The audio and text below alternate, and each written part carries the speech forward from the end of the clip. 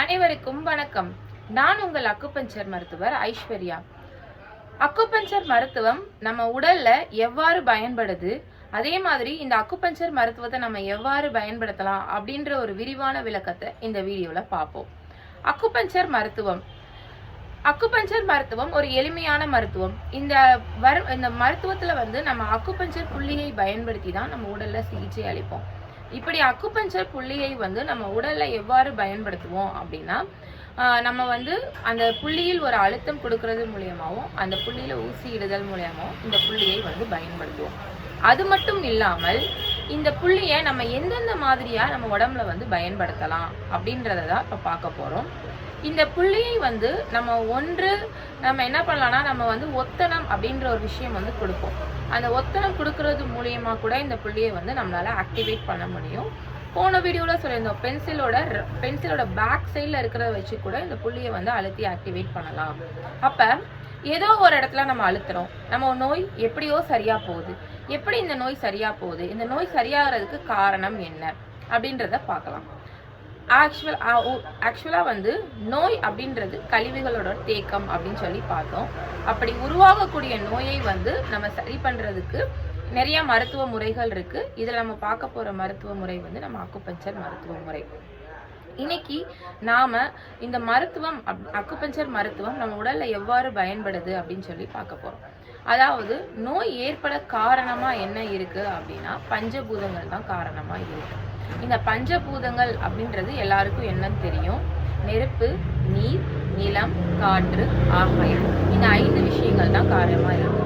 இப்போ ஒரு உதாரணத்துக்கு எடுத்துக்கிட்டோம்னா, நம்ம உடல்ல நெருப்பு அதிகரித்தால் காய்ச்சல்னு சொல்றோம், நெருப்பு குறைந்தால் ஜன்னின்னு சொல்றோம். இதே மாதிரி மண் அதிகரித்தால் உடல் எடை அதிகரிப்படுறோம், மண் எடை குறைந்தால் உடல் எடை குறைன்னு சொல்றோம். அதே மாதிரி நீர் அதிகரித்தால் கை கால்கள்ல வீக்கம்னு சொல்றோம், நீர் குறைந்தால் வறட்சின்னு சொல்றோம். இதே மாதிரிதான் 5 பஞ்சபூதங்களும் உடல்ல அதிகரிக்கிறனாலையும் நோய்கள் ஏற்படுது, நம்ம உடல்ல குறையிறனாலையும் நோய்கள் ஏற்படுது.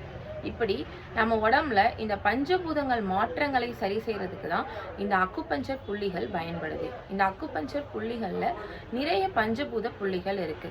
இதனை பயன்படுத்தி தான் நம்ம உடல்ல ஏற்படக்கூடிய நோயை நம்ம சரி செஞ்சுக்கிட்டு இருக்கோம்.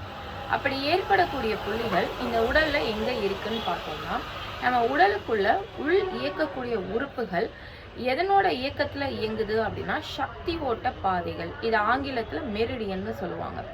இந்த மெரிடியன் எங்க இருக்கு? இந்த மெரிடியன் நம்ம கை கால்களில தான் இருக்கு. அப்படி கை கால்கள்ல இருக்கக்கூடிய இந்த மெரிடியன்ல தான் நாம அழுத்தமோ ஊசி இடுதலோ இல்ல நம்ம ஒத்தனம் மாதிரியான விஷயங்கள் சூடேற்றியும் இந்த நோயை சரி பண்றோம். அப்ப என்னென்ன உறுப்புகளுக்கெல்லாம் இந்த மெரிடியன் இருக்குன்னு கேட்டோம்னா, உள் உறுப்புகள் அனைத்திற்குமே இந்த மெரிடியன் இருக்கு. இந்த மெரிடியன் இதற்கு அக்குபஞ்சர் புள்ளியை நம்ம என்ன சொன்னோம்னா வர்ம புள்ளிகள்னு சொன்னோம். ஆக்சுவலா இந்த வர்ம புள்ளிகளுக்கே மற்றொரு பெயர் இருக்கு, மர்ம புள்ளிகள். அக்குபஞ்சர் தெரப்பியை இன்னொரு விஷயமா என்ன சொல்லுவாங்க அப்படின்னா, மேஜிக் நீடில் தெரப்பி. அதாவது நோய் வந்த உடனே இந்த குறிப்பிட்ட புள்ளியில ஊசி போடும்போது அந்த நோய் உடனடியாக சரியாகவும் செய்யும். சில நோய்கள் நீண்டகால சிகிச்சையில சரியாகவும் செய்யுது. அப்ப இந்த அக்குபஞ்சர் மருத்துவத்துல நம்ம ஒவ்வொரு உறுப்புகள்ல இருக்கக்கூடிய பஞ்சபூத புள்ளிகளை நம்ம உடல்ல நம்ம ஆக்டிவேட் பண்ணி தான் சரி பண்றோம். அப்ப பஞ்சபூதங்களோட என்ன சொல்ல அதிகரித்தாலும் அந்த பஞ்சபூதம் உடல்ல குறைந்தாலும் அதுதான் நோயாகுது. அந்த நோய்களுக்கு தான் இந்த அக்குபஞ்சர் புள்ளி பயன்படுது. இதே மாதிரி மீண்டும் ஒரு அழகான வீடியோல உங்களை பார்க்கிறேன். அது வரைக்கும் உங்களிடமிருந்து விடைபெறுகிறேன். நன்றி, வணக்கம்.